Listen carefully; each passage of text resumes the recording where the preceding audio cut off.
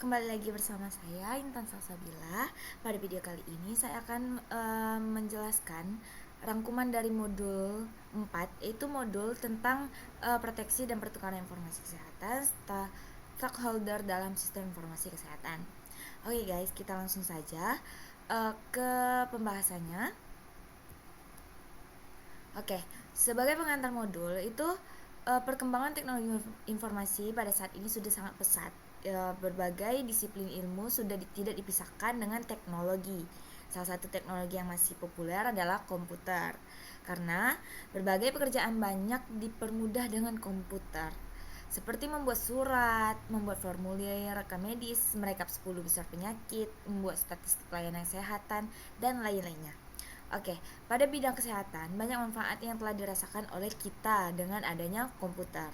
Sekarang ini tidak hanya sekedar teknologi informasi yang berjalan di fasilitas kesehatan. Perkembangan teknologi komputer dan informasi sudah ke ranah personal health record.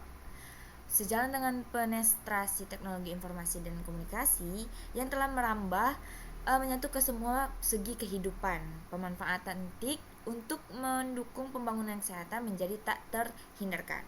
Oke, kemajuan TIK ini telah sampai pada tingkatan melakukan transformasi pelayanan kesehatan, tidak hanya sebatas penyelenggaraan sistem informasi kesehatan.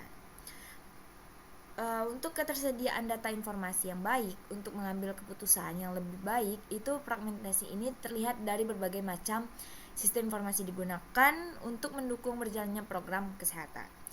Masing-masing program kesehatan itu memiliki mekanisme pengumpulan, analisis, presentasi, dan pengambilan keputusan secara mandiri dan tidak terintegrasi satu sama lain. Oke, lanjut. Nah, pada perkembangan aplikasi pelayanan kesehatan yang ada saat ini sudah berjalan dengan baik. Namun, disadari banyak aplikasi kesehatan tersebut belum mampu menyediakan data informasi yang sesuai dengan harapan dan belum mampu menjadi alat manajemen yang baik serta belum optimal mendukung proses kerja dalam pelayanan kesehatan. Berbagai macam aplikasi elektronik kesehatan yang telah ada menuntut perlunya pengelolaan standar elektronik kesehatan secara nasional yang tidak hanya terkait pada standar data dan terminologi kesehatan. Ini perlu pengembangan dari masalah-masalah tersebut. Itu perlu pengembangan standar teknis untuk membangun privasi, keamanan sistem informasi, interoperabilitas, dan juga standar output informasi kesehatan dari sistem informasi yang ada, serta mekanisme penyebaran informasi kesehatan melalui media elektronik dan website. Untuk standar non-teknis juga perlu dikembangkan seperti standar fungsionalitas rekam medis elektronik, standar sertifikasi sistem informasi, standar tenaga fungsional sistem informasi kesehatan, dan masih banyak lagi yang untuk dikembangkan bersama. Oke, kita lanjut ke materinya.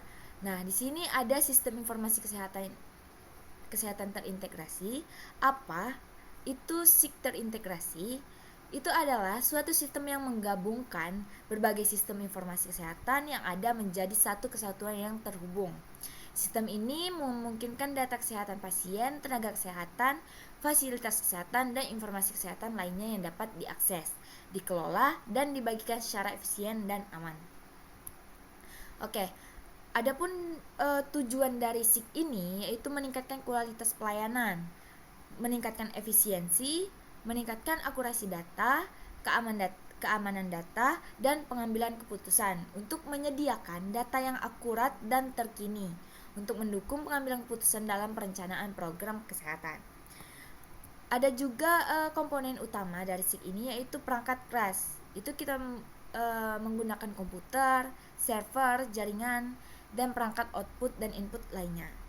Ya, ada juga perangkat lunak, itu aplikasi yang digunakan untuk mengelola data seperti aplikasi rekam medis elektronik, aplikasi pelaporan, dan aplikasi analisis data. Ada juga komponen database, yaitu tempat menyimpan data yang terukur, menyimpan data yang sudah di-input. Ada juga jaringan, yaitu infrastruktur yang menghubungkan berbagai komponen sistem informasi kesehatan terintegrasi.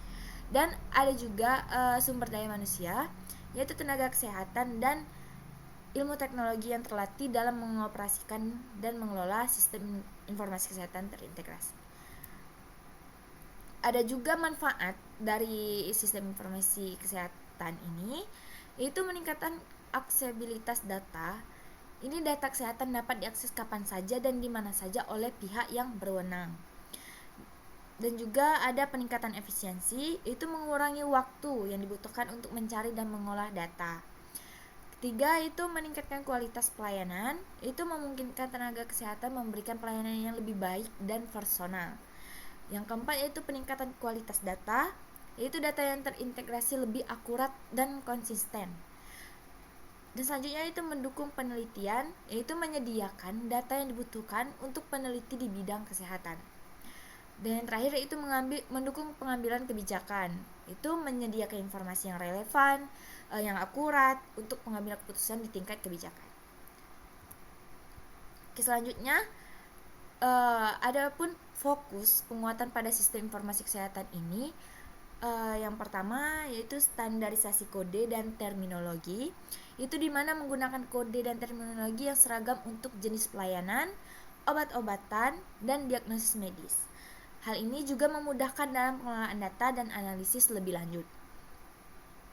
Yang kedua yaitu validasi data, yaitu melakukan pengecekan dan validasi data secara berkala untuk memastikan apakah data itu akurat dan konsistensi data.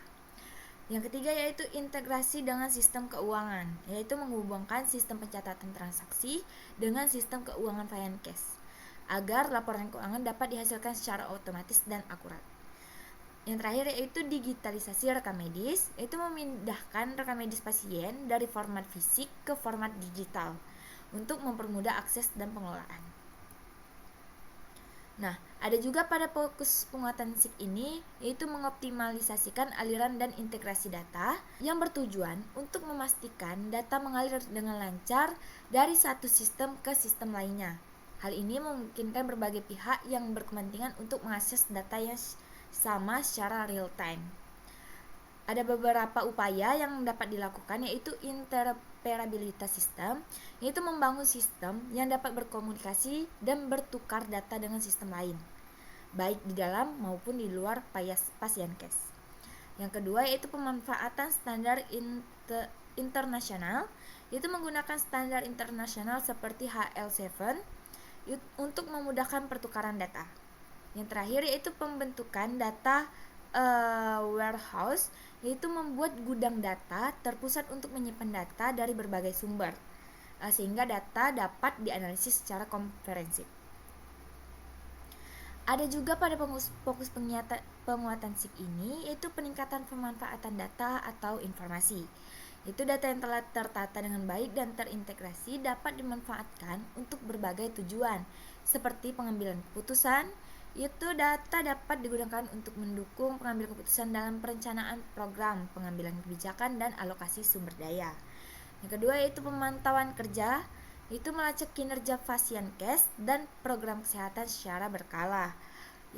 Yang ketiga yaitu penelitian, yaitu menyediakan data untuk penelitian medis dan kesehatan masyarakat. Yang keempat yaitu pelayanan pasien, yaitu memungkinkan pemberian layanan yang lebih personal dan berbasis bukti. Nah, di sini juga ada integrasi dengan menggunakan DHIS2. Ini diperlukan alat bantu untuk mengintegrasikan data dari berbagai sumber dan berbagai level organisasi kesehatan, khususnya untuk data agregat. Sumber data itu dapat berupa pencatatan secara manual atau semi manual seperti kertas dan aplikasi spreadsheet. Ada juga penggunaan sistem elektronik seperti SIITT, SIHA, SISMAL, Eligistik, Komdat, di mana output data agregatnya diintegrasikan di suatu data warehouse atau bank data kesehatan. Yang ketiga yaitu integrasi data populasi yang umumnya digunakan sebagai denominator dalam penghitungan indikator kesehatan. Yang keempat yaitu sumber data lain yang potensial seperti kesehatan, registrasi tenaga kesehatan, pencatatan surveillance yang merupakan perangkat mobile. Nah, di sini dari penjelasan yang saya jelaskan tadi, itu ada beberapa contoh kasus yang bisa kita ambil, yaitu seperti sistem informasi manajemen diabetes terintegrasi di sebuah rumah sakit. Untuk deskripsinya, yaitu sebuah jaringan klinik diabetes ingin meningkatkan kualitas pelayanan dan manajemen penyakit bagi pasien diabetes. Data pasien saat ini tersebar di berbagai klinik, mulai dari data pemeriksaan gula darah, HbA1c, hingga catatan pengobatan dan konsultasi.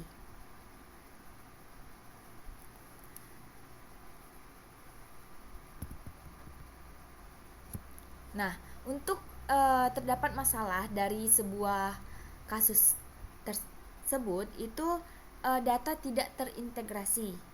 Sulit untuk mendapatkan gambaran menyeluruh tentang kondisi kesehatan pasien secara real time. Yang kedua itu duplikasi data. Itu data yang sama seringkali dimasukkan secara manual di setiap kunjungan, menyebabkan potensi kesalahan data. Yang ketiga itu lambatnya akses informasi.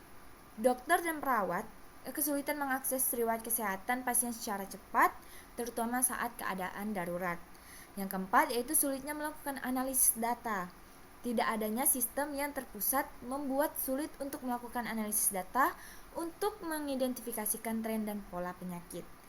Nah, dari masalah-masalah tadi dapat kita berikan solusi untuk sebuah sistem informasi manajemen diabetes terintegrasi. Solusinya itu dengan mengembangkan sistem informasi manajemen diabetes terintegrasi yang meliputi modul pendaftaran pasien, itu memudahkan pendaftaran pasien baru dan pembaruan data. Yang kedua itu modul rekam medis, yaitu menyimpan seluruh data kesehatan pasien secara terstruktur, mulai dari hasil pemeriksaan laboratorium hingga catatan kunjungan. Yang ketiga yaitu modul penjadwalan, yaitu memudahkan dalam mengatur jadwal pemeriksaan dan konsultasi. Yang keempat yaitu modul pengingat, yaitu mengirimkan pengingat kepada pasien untuk melakukan pemeriksaan rutin atau mengkonsumsi obat. Yang ketiga yaitu modul laporan, yaitu menghasilkan laporan yang komprehensif untuk membantu kinerja klinik dan kualitas pelayanan. Yang terakhir yaitu modul analisis data, yaitu memungkinkan untuk melakukan analisis data untuk mengidentifikasi faktor risiko, efektivitas pengobatan, dan tren penyakit. Nah, jadi itu saja yang dapat saya jelaskan mengenai rangkuman modul 4, yaitu tentang sistem informasi kesehatan terintegrasi. See you guys.